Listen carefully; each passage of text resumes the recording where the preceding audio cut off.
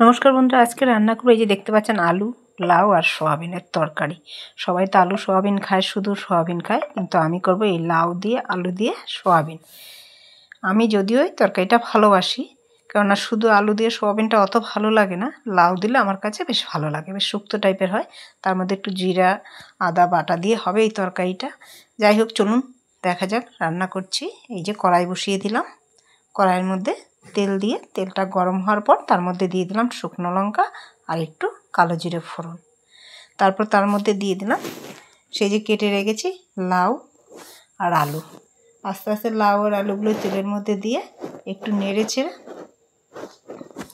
তার মধ্যে দিয়ে দেবো সোয়াবিনগুলো।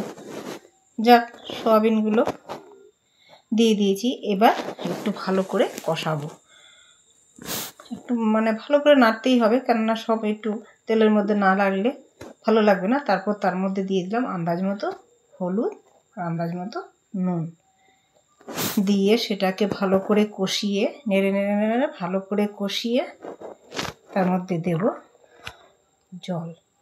এমনিতে তো লাউয়ে জল ওঠে, বেশি জল দেব না। এই যে মশলাটা দিয়েছি জিরে আর আদা, সেটাকে ভালো করে কষিয়ে নেব এই সবজিগুলো, লাউ আর সোয়াবিন আর আলুর সাথে। তারপর কষানো হওয়ার পর তার মধ্যে দিয়ে দেবো অল্প একটু জল, কেননা লাউ তো, লাউ বেশি জল হলে ভালো লাগবে না, ঝোল হলে ভালো লাগবে না। শুধু আলু হলে তাও ভালো লাগে, লাউ দিয়ে একটু বেশ মাখো মাখো হবে তরকারিটা, তবেই ভালো লাগে। যাক, তরকারিটা প্রায় কষানো হয়ে গেছে। এখন একটু আন্দাজ মতো জল দিয়ে তরকারিটা নামাবো।